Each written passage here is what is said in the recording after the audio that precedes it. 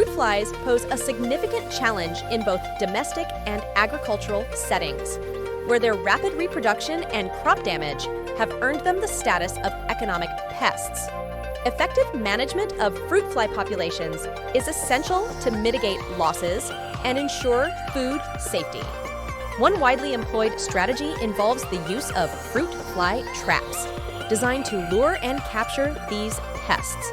These traps utilize a variety of attractants and chemicals to entice fruit flies, with specific formulations targeting either males or females.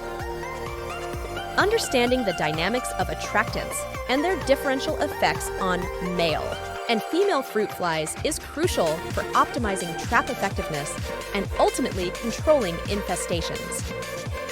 In this context, exploring the selection and function of chemicals used in commercially available fruit fly traps provides valuable insights into the ongoing efforts to combat these ubiquitous pests. Methyl eugenol.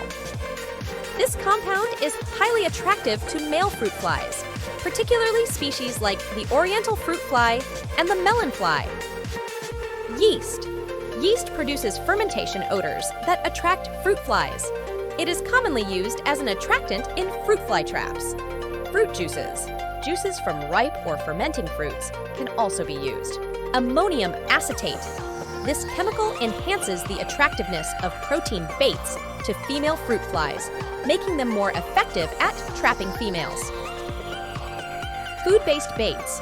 Some food-based baits, such as molasses or sweet substances, can attract female fruit flies to traps. Spinosad. Spinosad is a natural insecticide derived from soil bacteria. It is sometimes incorporated into fruit fly traps to incapacitate or kill the trapped flies. Thanks for watching our pesticide info video. Follow us for more updates and subscribe on YouTube. Your support keeps us making helpful videos. Stay connected.